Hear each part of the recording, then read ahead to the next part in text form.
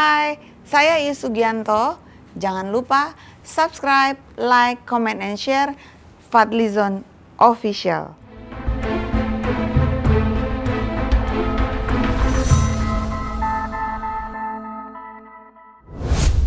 Assalamualaikum warahmatullahi wabarakatuh. Salam sejahtera.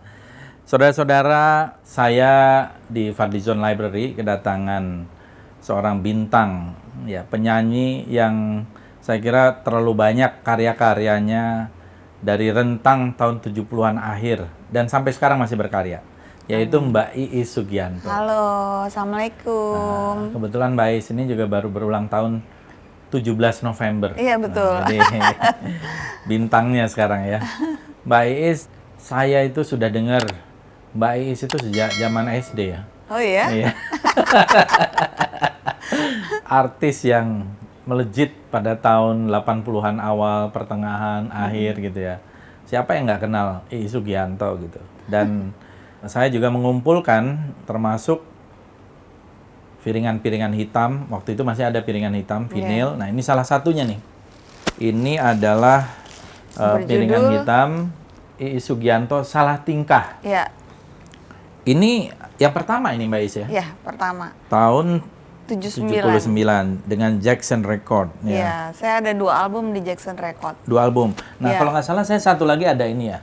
Iya, Nah, Menanti di Keningan Senja.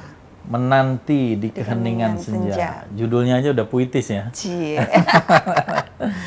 Di sini lebih banyak menyanyikan lagu-lagu siapa aja Mbak Iis? Atau Mbak Iis gini deh, cerita dulu.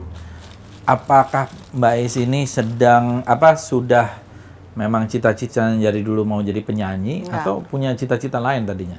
Nah, mungkin Malah Mbak Iis saya bisa nggak tahu kalau saya itu berbakat, Mas. Jadi gitu. justru yang berbakat itu kakak saya Mbak Yayu yang menikah sama Mas Ebit. Iya. Jadi dia sudah menjadi penyanyi sama angkatannya Wiwi Setiawan, Nanin Sudiar. Iya. Nah, ketika itu Mbak Yayu juga bisa menciptakan lagu. Oke. Dan di rumah tuh papi memang mami tuh orangnya anak-anaknya semua harus les piano. Jadi kakak saya Mbak Yayu tuh bisa menciptakan lagu. Yang menyanyikan saya. Oh. Saya yang menyanyikan. Jadi saya hanya menyanyikan, senang nyanyi itu karena kakak saya bisa ciptain lagu. Dan kita tuh aneh di rumah. Kalau kakak saya manggil saya dengan intro. Dengan piano aja. Dia main intronya, pasti saya udah buka pintu tuh dari kamar. Oh gitu ya? Nyanyi. Umur berapa itu? Itu kira-kira SMP lah, SMP kelas 1, 2 gitu ya saya. Mungkin berapa ya, umur 13, 14 gitu kan. Iya. Udah pasti nyanyi. Karena udah hafal ciptaan kakak saya, karena saya yang menyanyikan semua ciptaan lagu kakak saya. Iya. Nah, ketika itu mami saya lihat dong bakat kakak saya. Wah, lagunya bagus-bagus, enak-enak kan. Gimana caranya untuk supaya lagu ini populer dipakai sama produser.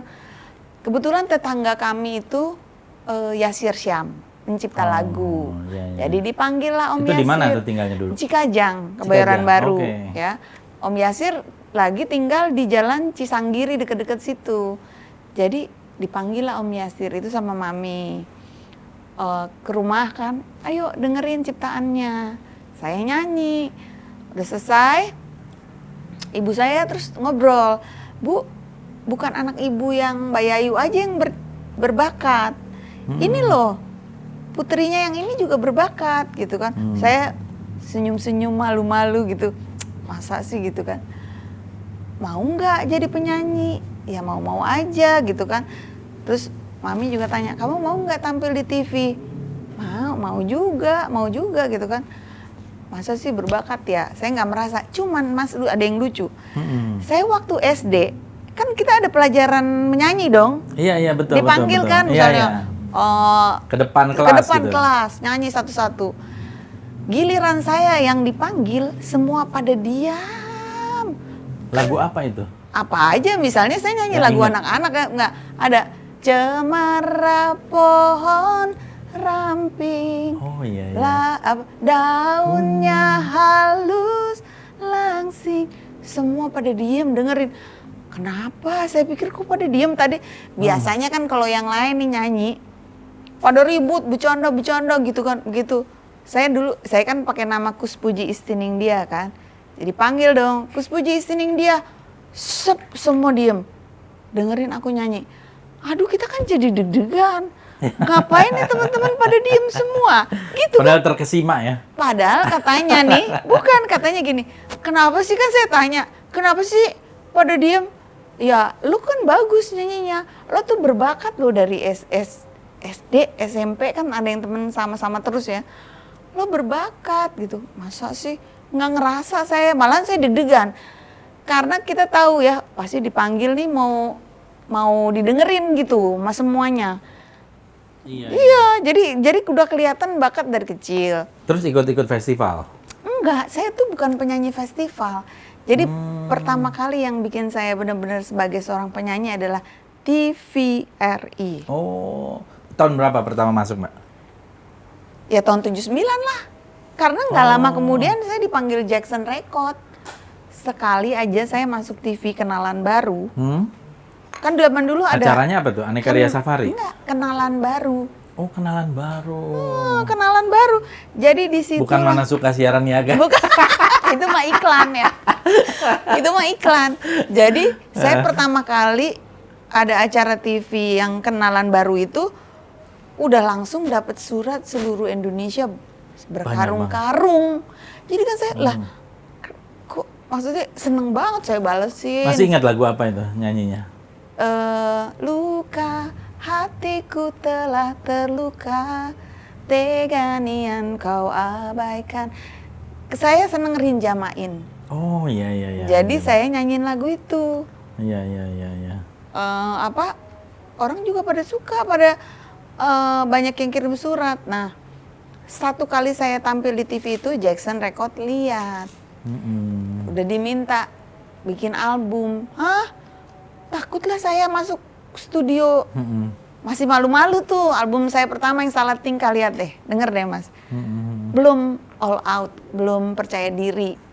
Tapi alhamdulillah saya sudah punya warna suara sendiri yang menurut orang enak didengar, alhamdulillah. Kalau boleh tahu ya Mbak ya, itu yang waktu habis album pertama itu kan di piringan hitam ya?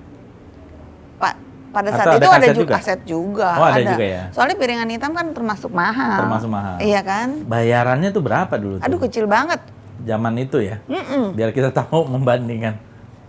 Kayaknya berapa ya, dan itu bukan masalah. Alhamdulillah kan. Ya itu kan promosi kan? Iya. Terus enggak, mami papi maksudnya berkecukupan gitu. Dia pengusaha bioskop. Jadi kita nggak mencari nafkah ya. Nggak mencari nafkah tapi mencari nama ya? Enggak juga. Enggak juga, ya kebetulan. Hobi. Menyalurkan bakat kita gitu kan. Alhamdulillah saya dengar sih penyanyi-penyanyi yang harus mencari untuk kebutuhan keluarga gitu. Kebetulan ya mami papi bisa menghidupi kita. Cukup jadi lah ya. Hanya untuk ya berkembang lah bakat anak, jadi dia support gitu. Jadi kalau mami papi itu bisnisnya? Tadi papi, bioskop? Bioskop apa itu? Seluruh yang ada di Jakarta lah. Dulu papi ada belasan bioskop sebelum kehantam sama 21. 21, oke. Dan papi juga ketua Percasi DKI kan. Percasi Catur? Catur. Okay. Jadi karena dulu yang ada keturunan dari ini Cirebon? Mami, kan dari Kanoman, Kesultanan Kanoman. Karena itulah nama kita sekeluarga pakai Kus. Kus, Puji, Istining Dia, semua yang laki juga. Kus, Puji, Satrio Tomo, yang laki juga.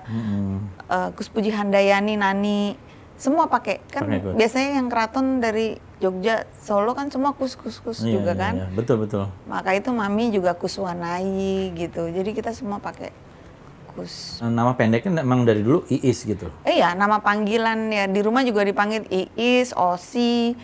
Nama kecil saya tuh dipanggil itu. Terus kemudian Om Yasir bilang bahwa kalau mau menjadi penyanyi ya nggak bisa panjang-panjang, nanti orang susah ingat gitu.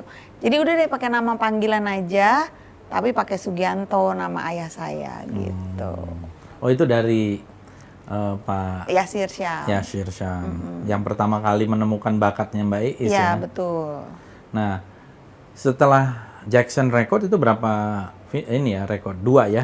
Hanya dua itu. Setelah itu baru Lollipop. Lollipop dengan Bang Rinto Bang Harahap. Rinto Harahap. Dan itu juga dia lihat saya di TV juga. Jadi TVRI itu benar-benar satu-satunya TV kan pada saat itu. Jadi memang kita bisa lebih mudah untuk dikenal. Kalau sekarang banyak sekali pilihan kan. Kalau zaman itu ya cuma TVRI, satu-satunya informasi dan hiburan. Iya betul. Selain di televisi dan kemudian mulai recording, ada off air juga. Zaman dulu ada teman. Pada saat saya belum terkenal ya nggak ada. Dari mana orang tahu? Tapi ketika album saya meledak. Yang mana yang menurut Mbak Iis yang paling meledak waktu itu? Kalau nggak salah Jangan Sakiti Hatinya dong. Ya itu yang melebihi 1 juta ya? Iya. Berapa itu? Lebih dari 1 juta lah gitu. Karena pada saat itu kan tahun 80-an itu memang zaman keemasan industri musik Indonesia ya. Itu ciptanya Bang Rinto ya? Kebanyakan lagu Bang Rinto. Dan kita sampai dilarang kan sama Pak Harmoko, ingat nggak? Bukannya Pak Harmoko belakangan larang? Iya, tapi sempet juga kan. Jadi tahun 80-an dia melarang lagu-lagu cengeng. Iya. Tapi kita punya strategi juga kan. Jadi pada saat itu Bang Rinto mengawinkan raja pop kreatif Chrisye untuk berduet bersama saya. Akhirnya ada Seindah Rembulan. Betul. Ada film Seindah Rembulan. Iya. Itu produksi Lollipop untuk mengcounter bahwa seorang hasil karya itu nggak bisa dipaksa. Orang membeli. Ketika orang membeli itu selera. Kan nggak bisa dipaksa dong. Iya betul. Nggak bisa kamu melarang ini. Buktinya tetap aja orang beli. Orang beli. Akhirnya kayaknya nggak bisa dilarang. Akhirnya tetap jalan terus. Gitu. Totalnya albumnya Mbak Iis berapa sih semuanya? 36 album. 36 ya? Oh, luar biasa. Lumayan. Ya. Dari semua itu yang tertinggi tentu yang... Ada 5 album saya yang mendapatkan Golden Record. Golden Record. Apa aja tuh, Mbak? Seindah Rembulan, Jangan Sakiti Hatinya, Nasibmu Nasibku, Aku Pun Ingin Cinta, terus Kabar-Kabar Burung. Dari 5 itu, yang mana yang paling tinggi lagi? Yang tetap Jangan Sakiti Hatinya. Iya. Yang orang sampai sekarang masih ingat deh kayaknya. Iya. Saya juga masih. Dan anehnya itu sampai sekarang harus nyanyiin lagu itu ya. Kemana-mana. Ya, signature kan. Bener. Jadi kemarin juga kalau nggak salah saya lihat nyanyiin lagu itu ya di beberapa konser live pandemi. Streaming, tetap. Abis gimana ya? Itu yang menciptakan Bang Rinto juga ya? Iya, Bang Rinto almarhum. Gitu. Gimana Mbak Iis melihat Rinto Harahap gitu sebagai seorang musisi, juga pencipta lagu, dan juga dia ya tokoh yang juga saya kagumin ya, karena kalau karisma dia bisa mengalahkan ego saya. Karena pada saat itu terus terang saya tuh dari pop kreatif kan. Iya. Sebenarnya saya pernah juga sama Faris RM kan sebelum di Lollipop ya. Iya. Jadi ketika dapet pop manis itu ada perasaan saya gini loh, aduh mudah-mudahan album selanjutnya lebih kaya lagi nadanya gitu kan. Tapi semua apa yang ada di pikiran saya hilang ketika saya berkomunikasi sama Bang Rinto. Terus bagaimana dia menghadapi saya, karismanya, wibawanya gitu ya. Ya nggak neko-neko. Apa sih, saya udah langsung hilang aja ego saya, langsung menjiwai malah lagu tersebut gitu. Kan saya juga jadi wakil Indonesia di Filipina loh. Iya. Membawa nama negara. Itu festival ini ya? Asian Pop Song. Asian Pop Song. Tahun berapa itu, Mbak ya? 82. 82. Sama Oma Irama. Iya, betul. Jadi benar-benar membawa berkah buat saya lagu itu. Terus Mbak Iis kan juga terus berkarya ya Terus sampai sekarang sampai sekarang. saya juga baru aja selesai bikin Ada album baru? bikin lagu single religi tapi bahasa Jawa. Oh ya? Oh, Kayak keroncong gitu. Mbak Iis bisa bahasa Jawa? Ya harus, tapi maksudnya nggak lancar, tapi mengerti. Oh, Karena karena Cirebon ya? papi kan emang Solo, mami Cirebon. Jadi mereka memang di rumah nggak bahasa daerah. Tapi kalau saudaranya datang kan bahasa daerah. Jadi saya dengar. Dan papi mengajarkan, maksudnya kalau bicara kadang-kadang sama kita gitu bahasa Jawa. Jadi saya baru bikin single tuh, nggak Iya, pernah iya. berhenti. Jadi lagi zaman seperti ini kan mestinya kan susah ya untuk berkarya karena ya pandemi, terus juga harus jual online kan. Iya. Tapi tetap buat saya kita nggak boleh berhenti berkarya. Iya. Apa yang ada di dalam pikiran kita, saya kepengen lagu religi. Udah kayaknya gak pantas deh cinta-cintaannya nggak sih? Ya, Udah saatnya. pantas aja, tinggal tergantung.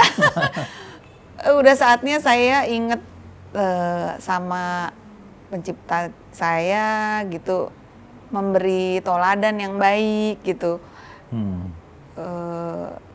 Ya belajar ibadah yang baik gitu. Jadi rasanya puas banget kemarin bikin single itu dan belum keluar sih. Sebentar lagi saya bikin video klip. Diolah ya? Lagi diolah video klipnya. Nah, beberapa waktu lalu juga Mbak Iis kan tertimpa cobaan juga tuh saya lihat di videonya. Kena COVID gitu ya. Padahal waktu itu saya sedang WA itu, Mbak Iis bilang kena tipes gitu. Iya, betul. Benar. Iya kan? Tapi emang benar karena Nah, pertama kali didiagnosanya memang tifus. Dan kita ke lab juga tifus. Sehari dirawat memang tifus. Akhirnya kemudian di hari kedua baru ketahuan kalau itu COVID dan saya dipindahkan dari rumah sakit itu karena rumah sakit itu tidak menerima pasien COVID. Atau pada saat itu di hari keberapa tuh saya nggak tahu. Kalau di hari misalnya kelima Mas Wadli tanya, mungkin saya juga masih menutupi. oh gitu ya? Mungkin. Terus gimana rasanya tuh? Kaget atau? Karena gini loh, ya kaget banget. Apalagi anak-anak baru on the way ke rumah sakit mau menjenguk saya kan. Begitu saya dengar ada berita saya COVID, Dek, Bang, gak usah ke rumah sakit. Mama kena COVID. Bayangan saya bisa selamat 50%, tapi inilah akhir hidup saya 50%. Karena kita nggak bisa menyangkal banyak orang memang pergi ketika kena COVID. Ya, ini memang serius ya. Serius. Jadi yang ada dalam pikiran saya bagaimana menguatkan anak-anak. Sempat berapa lama tuh 2 minggu Mas di rumah sakit? Terus apa treatmentnya? segala macam. Obat saya banyak banget dan saya patuh. Walaupun perasaan mual, pahit mulutnya, saya berusaha. Sesak napas nggak? Enggak. Enggak ya? Enggak, Untungnya enggak ya? Untungnya enggak. Tapi panas tinggi dan kekentalan darahnya 4 kali orang normal. Oh iya? Iya, jadi saya pakai monitor untuk kekentalan darah itu karena ini yang bikin bahaya. Jadi dia nyerang D-dimer gitu ya? Sebelumnya saya memang ada kekentalan darah. Jadi dia menyerang itu kekurangan saya gitu ya. Saya pakai monitor untuk kekentalan darah, setiap dia udah sampai kritis bunyi. Jadi ditambah lagi obatnya gitu. Untung saya dirawat pas. Iya. Kan Jadi banyak orang yang ya? banyak orang yang mau ini ya apa? Isolasi mandiri. Isolasi mandiri. Jadi di rumah. Itu kalau menurut saya sangat merugikan ya. Takutnya terjadi sesuatu yang kita nggak bisa tahu. Kalau ada penyakit bawaan ya? Kalau ada penyakit bawaan atau oksigen dalam darah. Iya benar. Itu kalau ini kan kita tiap berapa jam kita dikontrol gitu. Iya. Apa pelajaran dari situ, Mbak? Kayaknya saya merasa gini, aduh, hidup ini nggak ada, semua apa yang kita miliki sangat tidak berarti dan kayaknya ketika saya sempat melihat apapun hanya putih. Ngelihat putih dan merasa enak sekali dan nggak inget anak, nggak inget apapun gitu. Ternyata kalau orang mau pergi gitu ya, enak sekali. Dan merasa gini loh, apa yang kita miliki tuh nggak ada artinya. Semua kita tinggalkan. Nggak ada yang kita bawa ya? Nggak ada yang kita bawa. Jadi abis itu saya kayaknya, abis ini mau bersyukur terus, mau berbuat baik terus, mau beribadah terus, gitu rasanya begitu. Makan enak itu sangat berharga ya, karena ketika kita sakit nggak ada rasanya. Iya. Semua hambar. Berapa hari tuh Mbak? Semua pahit. Merasakan itu berapa hari? Kira-kira 1 minggu lah. 1 minggu. Tapi habis itu recover pelan-pelan. Pelan-pelan recover. Makan nggak ada rasanya. Tapi saya karena dokter selalu bilang, Bais dijaga ya makannya, harus dilawan. Karena itulah imunitas Bais dari makanan itu. Dari makanan itu. Kalau nggak kan infus aja nggak mungkin. Jadi saya begitu makan gak enak, saya minum air putih. Makan gak enak, minum air putih. Pokoknya saya telan. Supaya ada imunitas. Iya. Saya tahu, maksudnya ini semua hanya karena lidah saya nggak ini. Makanan soalnya saya beli makanan yang enak-enak yang biasa saya suka. Jadi nggak enak pada saat itu. Jadi nggak enak, nggak ada rasanya, pahit. Jadi udah, saya tahu, saya lawan. Dan saya berdoa terus, ya Allah kasih kesempatan. Kasihan anak-anak, apalagi anak saya yang di Amerika kan. Bais anaknya 3 ya? Umur berapa aja? 25, 22 sama 19, beda 3 tahun. Dan dia yang satu itu kan saya sedih banget. Dia mau graduation nih Desember ini. Waktu Agustus itu kalau saya ada apa-apa, saya pergi. Masa dia pulang hanya untuk menguburkan saya sih? Jadi saya kirim surat itu, saya bilang, Nadia nggak usah pulang kalau mama nggak ada apa-apa. Karena mama nggak mau kamu hanya menguburkan mama, terus kamu balik lagi untuk graduation, buang waktu, buang biaya juga, buat apa? Doain aja mama. Jadi saya tulis di surat, karena nggak pantas saya telepon juga, masa ngomong begitu ya. Ya udah, jadi saya udah siapkan semua mental anak-anak saya. Saya kirim surat semua satu-satu. Buat Ajis, buat Shana, saya kirim surat. Apa yang mereka harus lakukan, nggak boleh ya. Apa pesan-pesan saya. Jadi saya memang udah siap banget kalau memang harus pergi gitu. Jadi ini pengalaman luar biasa ya. Bener Mas. Dan setelah itu diberikan niat kehidupan itu kedua. dilakukan dong. Oh iya. Bulan dong. apa itu ya Mbak? Agustus sampai September enggak ya? September tanggal 1 saya udah di rumah. Oh. Jadi tanggal 18. Dan habis itu langsung berkiprah lagi ya? Iya, langsung kayaknya aduh, mau hidup ini mau berarti ya. Selalu tujuannya ada nilai ibadahnya. Selalu ingat sama pencipta gitu, karena ketika kita pulang itu kita nggak bawa apa-apa, nggak bawa. Anak pun juga nggak ada deh. Yang biasanya kita pikiran anak. Ini nggak. Hanya kita sendiri Mas kalau pulang. Badan kita aja yang kita bawa, tanggung jawab kita. Iya. Jadi selama itu berdoa terus ngaji kali Mbak? Iya, bener. Puas banget. Kebetulan adikku Nani itu yang menurut saya sih hebat banget ibadahnya ya. Diajarin sama saya, dia kirim sama saya doa-doa. Jadi ya semoga kita semua bisa pulang dengan tersenyum ya, siap. Udah nggak ada yang menggantung di dunia ini gitu. Kepengennya kan kayak gitu. Artinya dengan pengalaman Mbak Is itu, dan itu real ya, saya kira ini juga sebuah pesan, sebuah message gitu, bahwa COVID ini adalah sesuatu yang real. Iya, banyak orang Virus bilang ini juga real. Makanya ya. memang kita harus menjaga kesehatan, menjaga jarak, cuci tangan, masker, betul, dan sebagainya. 3M itu harus dijalankan. Dan saya langsung bikin YouTube, konten di YouTube channel saya memang informasi mengenai penyakit COVID itu. Bahkan saya kasih tahu bagaimana virus itu berkembang di dalam paru-paru saya. Karena saya punya videonya dari dokternya.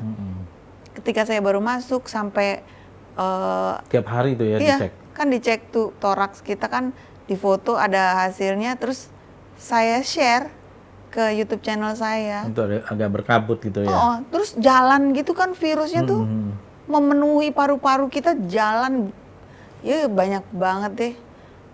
Terus, aduh, kalau saya lihat itu kok saya nggak sesek, alhamdulillah ya.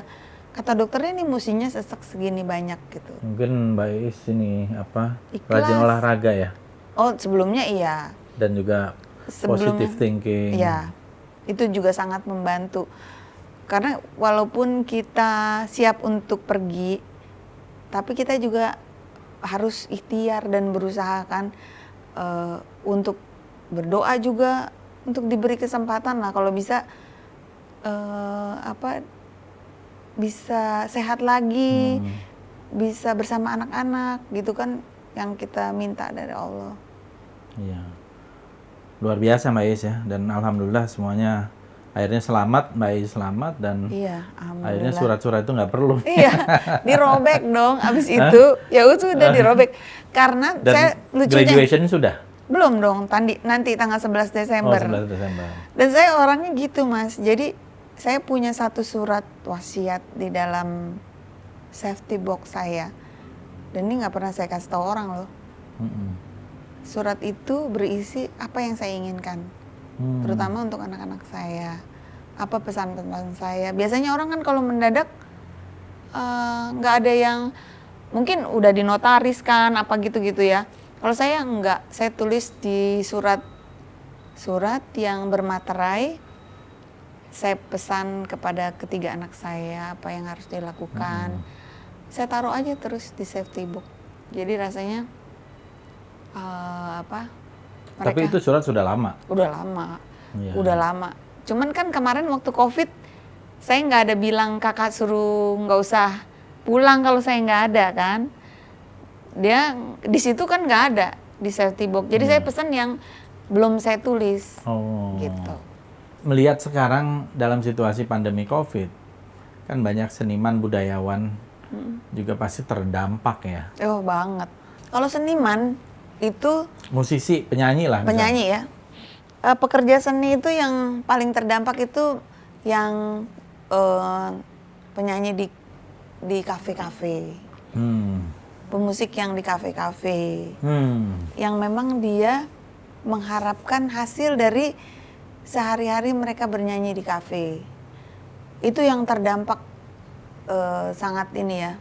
Ya kalau penyanyi rekaman kan tentu sudah siap ada tabungan mungkin ya. Kalau mereka kan kebanyakan lah ya, ada cadangan. Kalau mereka kan memang untuk sehari-hari bekerja itu untuk hari itu gitu loh. Itu yang saya miris melihatnya. Dan bagaimana membantunya Mas? Bagaimana kita kayak garmin di laut aja? Iya. Nggak bisa. Harusnya pemerintah dong. Iya. Oh lagi-lagi nih. Loh iya dong. Bener. Kan harus ada affirmative action yang terdampak siapapun, termasuk seniman kan. Betul. Harus ada Dan kita dukungan. juga berharap sih, maksudnya adalah anggaran untuk para seniman yang benar-benar nyata. Maksudnya bagaimana untuk menyalurkan itu, datanya juga jangan salah gitu loh Mas. Kasihan banget.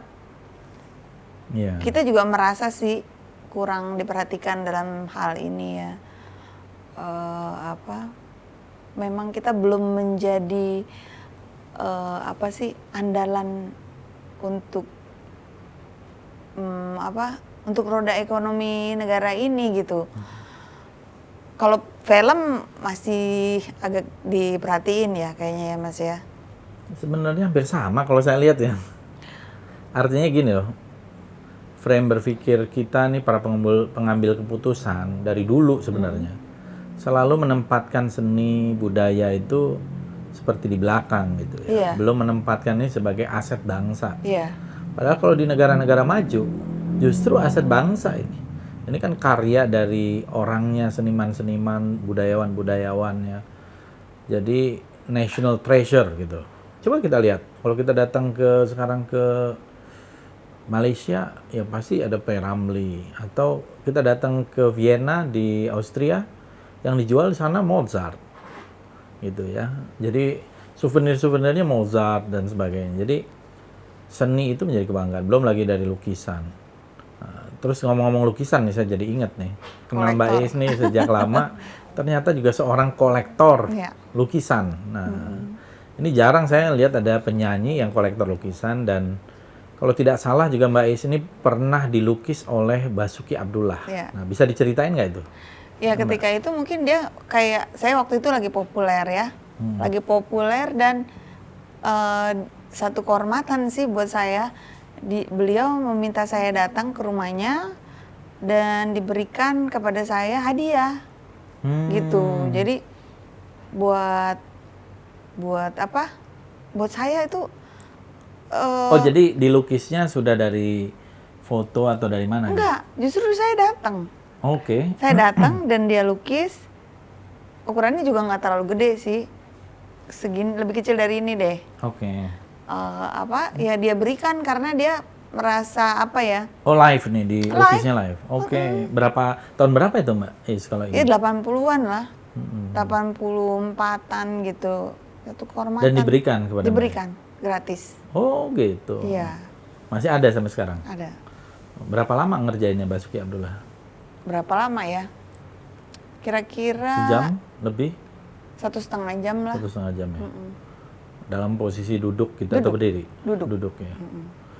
Dan Mbak Is juga kan banyak tuh, saya lihat beli-beli lukisan dari zaman itu. Berapa lukisannya sekarang? Ada berapa ya? Ada Jehan, terus Popo Iskandar. Sama Jehan dilukis juga? Enggak. Enggak. Saya hanya beli di kayak museum Neka itu, kebanyakan. Kok bisa kenal sama Pak Neka? Iya, karena saya suka beli. Oh, gitu. Jadi salah satu saya beli ya. Betul. Itu karya yang saya beli dari Mbak Is itu karya lama itu. Dewa Putu Bedil. Iya, Dewa Putu Bedil. Saya kira itu karya yang sangat bagus gitu. Jadi apresiasinya Mbak Is ini sama karya seni rupa juga luar biasa ya. Saya emang seneng. Selain itu, dengan sculpture, patung itu? Enggak. Enggak ya? Enggak. Penyanyi yang paling disukai atau dikagumi siapa? Penyanyi Indonesia ya? Aku suka Mama Ina, Vina Panduwinata, aku suka. Karena apa ya, dia... Itu masih sejaman dong ya? Di atas saya, dia senior saya. Oke. Senior saya. Kalau yang ini Rin Jamain saya suka. Rin Jamain. Aku suka yang acid jazz juga. Kalau yang barat Barbara Streisand. Barbara Streisand. Dia menurut aku vokalnya tuh kalau nyanyi all out ya. Jaganya, suaranya juga power gitu kan. Yang saya nggak dapetin, maksudnya saya kan suaranya sebenarnya nggak istimewa amat gitu. Punya ciri khas dong. Cuman saya punya ciri khas. Bagus dong soalnya. Ya, lumayan lah. Kalau ini yang laki-laki? Yang laki kalau Indonesia aku suka Bruri. Bruri Pasolini. Bruri. Kalau di luar siapa ya? Kalau lagu lama-lama lah kayak Andy Williams. Gitu. Mungkin karena papi dulu sering dengerin itu ya. Frank Sinatra kayak gitulah. Kalau generasi sekarang nih, generasi millennials, generasi Z gitu ya. Mereka nih musiknya udah agak beda sama generasi yang lalu ya Mbak ya. Iya. Apa Mbak Is juga banyak nerima apresiasi juga dari mereka gitu? Misalnya masih mendengarkan lagu-lagu lawas gitu? Mereka? Atau mereka berusaha untuk melakukan aransemen ulang dan sebagainya? Ada sih. Waktu itu Jangan Sakiti Hatinya dinyanyiin sama Rif kan. Oke. Terus Kayaknya siapa lagi ya? Nggak ada. Ya Rif pernah nyanyiin lagu Jangan Sakiti Hatinya. Aku juga suka si itu, siapa? Terima kasih cinta. Afgan aku suka.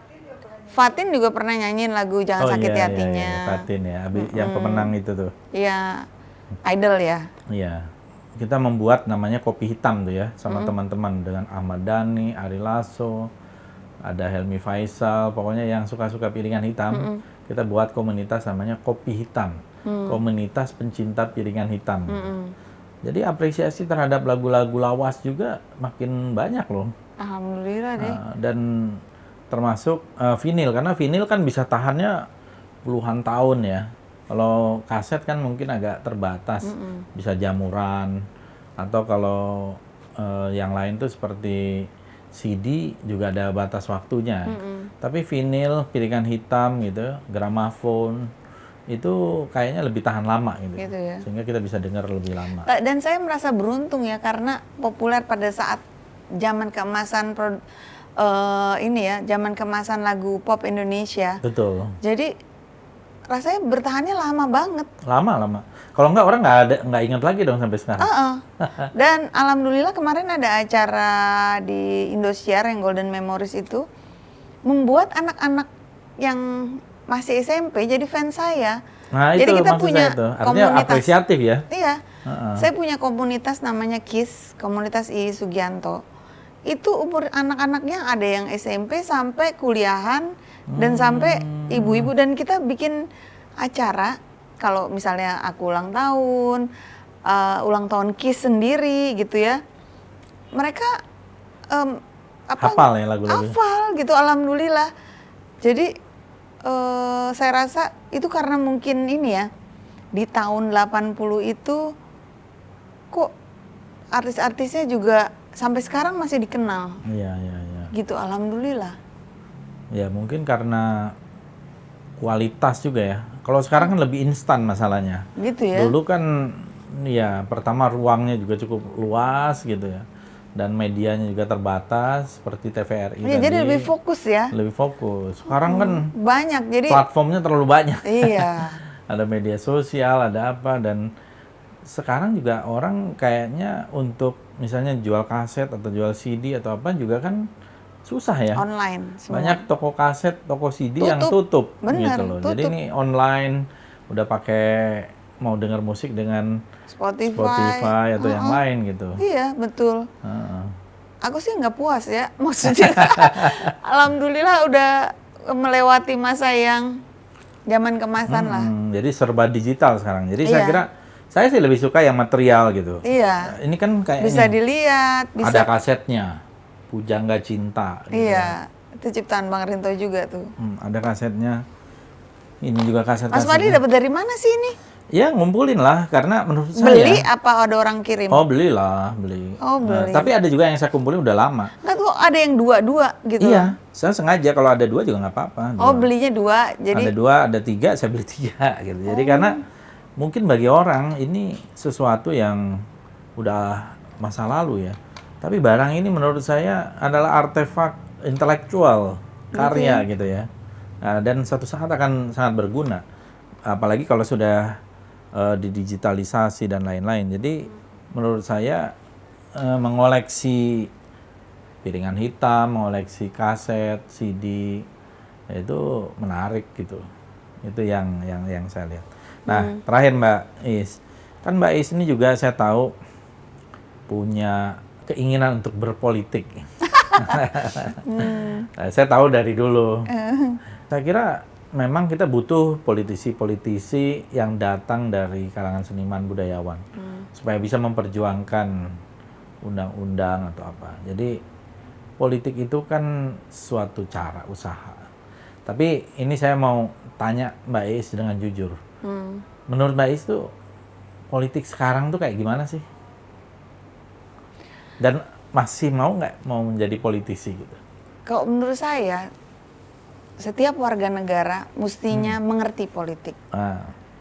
Dan terlibat politik juga nggak ada salahnya. Karena kehidupan itu ya berpolitik. Kita keluar rumah Udah lihat kemacetan, kenapa ya? Peraturannya bagaimana ya? Undang-undangnya bagaimana ya? Pasti kita akan terlibat, mau tidak mau.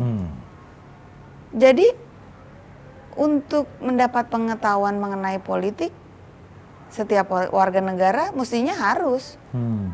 Dan terlibat dalam politik mestinya harus. Nggak usah kita menjadi politisi, menjadi warga negara aja kita harus tahu mengenai politik kok, ya kan? Jadi kalau saya punya kesempatan, punya kemampuan, emangnya salah seniman untuk berpolitik? Nggak salah. Nggak salah kan? Jadi ya saya mengalir aja seperti air mengalir. Kalau memang saya ditugaskan dan memang saya mempunyai kemampuan, why not? Kalau nanti misalnya Mbak Is jadi, let's say jadi anggota DPR gitu, apa yang mau dilakukan? Ya tentunya membenahi lah, maksudnya kan mengawasi dan membuat undang-undang. Tentunya membela rakyat inilah, kepentingan rakyat inilah. Kepengennya ya menjadi amanah, mengemban dari rakyat kita. Bagaimana menjadi anggota DPR yang baik, ya menjaga dan membuat undang-undang, menjaga pemerintah ini agar mementingkan kepentingan rakyat. Itu sih keinginan saya. Nah, kita kan nih menghadapi tantangan yang luar biasa ya. Tantangan ekonomi sebelum ada COVID. Sekarang di masa Setelah ada COVID jadi resesi. Iya. Jadi ini tantangan ini berlipat-lipat nih. Betul. Ada ekonomi, ada COVID. Dan di semua negara, bukan Indonesia iya. aja. Semua global kan? Global. Sebagai pandemi global. Nah, tapi memang tidak semua negara kena resesi. Nah, kita kebetulan termasuk di antara negara-negara itu yang kena resesi karena rumusnya 2 kali minus pertumbuhan gitu. Nah, belum lagi masalah-masalah yang lain tadi yang semua sektor kena dampak, pariwisata, seni, budaya, semua, buruh dan industri dan sebagainya. Kalau Mbak Iis nih ya, jadi Pak Jokowi gitu. Kira-kira apa yang mau dilakukan? Jadi aku dulu deh sekarang. Kalau menurut saya ya, jangan Pak Jokowi dulu. Tapi apa yang bisa kita perbuat sebagai pribadi kita, sebagai warga negara? Apa sih yang bisa kita perbuat? Menolong diri sendiri dulu. Ya enggak? Kita bisa mandiri, itu aja udah menolong pemerintah kita. Benar nggak Mas? Kita bisa mandiri dalam keadaan COVID begini, bahkan kita bisa membantu. Wah, udah bagus banget. Jadi saya kasihan malahan sama Pak Jokowi itu. Yang di masa kedua dia pemerintahan kedua ini, dia mendapatkan cobaan yang sangat berat. Jadi sepatutnya kita sih sebagai warga negara mestinya membantu, menurut saya ya. Apa yang bisa kita lakukan? Boleh, mengkritik boleh, nggak ada salahnya, tapi konstruktif, pengennya gitu. Jadi, ayolah kita bantu pemerintah dengan apa? Kalau saya seniman ya berkarya, ayolah berkarya, mau lewat live streaming kek, ya kan? Tetaplah berkarya, berbuat baiklah, dan ikutin peraturan pemerintah. Kalau saya sih begitu, Mas. Gitu. Jadi kalau tadi kan politik dapat kesempatan itu tadi apa tadi jawabannya? Yang mana? Kalau ya anggaplah kalau saya ini jadi penguasa gitu. Kalau tadi kan diri sendiri. Iya. Kapasitas saya bisa nggak sih jawab kan itu? Boleh dong. Iya, kan sudah ikut di dalam politik juga. Kalau menurut saya sih ya selama ini sudah cukup baik ya. Cuman ya pasti ada kekurangannya. Pasti ada kekurangan. Mungkin penanganannya dan pemilihan orang-orang yang menangani itu gitu juga harus dipilih benar-benar agar amanah gitu. Karena ini dananya kan nggak sedikit ya Mas. Iya, banyak banget. Untuk menangani COVID. Saya berharap mungkin ada kayak quality control, apa sih namanya itu. Mungkin dia ditugaskan untuk pengawasan lah ya. Iyalah, pengawasan. Mungkin itu kali yang harus, kalau saya. Karena kalau saya misalnya presiden, saya suruh Mas Fadli misalnya, Mas tangani nih COVID nih, ada anggaran segini misalnya. Tentu saya nggak mau percaya begitu aja. Saya harus mengawasi Mas Fadli dengan mengirim orang yang untuk mengawasi Mas Fadli agar benar-benar tepat sasaran dan efektif itu anggarannya gitu. Itu aja kali. Check and balance. Iya. Ya. Supaya juga nanti tidak diselewengkan. Iya. Iya. Karena ada juga kayak paket-paket yang bantuan itu Sembako, bansos itu takutnya nggak tepat sasaran gitu. Banyak tuh laporannya. Gitu orang ya. yang harusnya dapat malah nggak dapat. Nah, Orang yang nggak harusnya dapat malah dapat gitu. Jadi datanya juga ternyata simpang siur data kita gitu. itu mungkin kekurangannya Jadi yang ya. untung ya pengusaha bansos sebenarnya. Nah, saya termasuk yang nyarankan loh, lebih bagus uangnya ditransfer ke orang yang butuh. Gitu. Jadi misalnya berapa? 300.000, 500.000, 600.000, itu namanya cash transfer. Nanti ketika dia terima, dia belanja di warung, belanja telur, Oh, iya belanja ya. masakan. Jadi ekonomi jalan, ya kan? Kalau pengusaha sembako dikasih nih, kamu kuotanya segini, ya untunglah pengusaha sembakonya. Dan bisa menjadi proyek juga. Loh iya, Ya, memang maksudnya proyek. Iya. jadi tender dan Iya. jadi ini ya, apa maksudnya menguntungkan orang yang tertentu. Tertentu. Setuju Padahal tuh. kalau ini menguntungkan warung, menguntungkan pedagang kecil, menguntungkan pasar gitu. Kenapa ya nggak dilakukan itu, Mas? Itulah kenapa saya kritiknya. Nah, itu perlunya Mas Fadli. Ya kan? Oke, terima kasih ya Mbak Is. Ya, Oh ya, sama-sama. satu lagi. Apa? Yang belum dari cita-citanya Mbak Is yang belum tercapai? Aduh, saya nggak bisa bilang begitu ya. Apa sih? Oh, Bukan- konser. konser udah sering dong. Konser tunggal, maksudnya manajer aku. Konser Oh. tunggal. Emang Belum pernah. belum pernah? Belum pernah. Semua.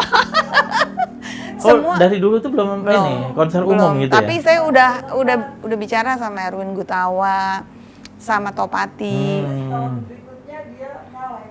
Iya, selalu ada halangan ya gitu. Ya, mungkin itu kali yang saya inginkan.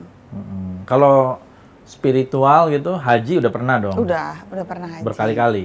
Enggak, sekali. Kali. Cuman Tahun berapa umroh berkali-kali. Tahun berapa ya Mel gue? 2003. Udah lama ya, iya.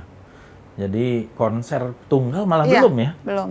Dan Harus ada Erwin Gutawa kurasi. tuh udah pilihin ya lagunya 10 atau berapa? 26 lagu. Udah Satu konser itu? Iya, Emang bisa tuh 26 lagu? 22 apa ya? 22 apa 23 ya? 20 bisa karena kan 2 jam gitu? ngobrol dulu. Jadi mengalir dibikinnya. Ya, Mudah-mudahan. saya doain deh, mudah-mudahan Amin, Mbak amin. Is bisa mencapai itu cita-cita jangka pendeknya untuk konser. Iya. Terima kasih. Mungkin jangka panjangnya mungkin ya menjadi pribadi yang mempunyai jiwa yang tenang gitu kan. Saya sih udah merasa harus siap-siap gitu kan. Kembali kepadanya gitu, memang kita harus siap. Itu sih mungkin cita-cita saya. Menjaga supaya hati tentram, damai, kembali dengan tersenyum. Iya. Amin. Amin. Husnul khotimah. Gitu. Terima kasih Mbak Is. Ya, sama-sama. Assalamualaikum warahmatullahi wabarakatuh. Waalaikumsalam.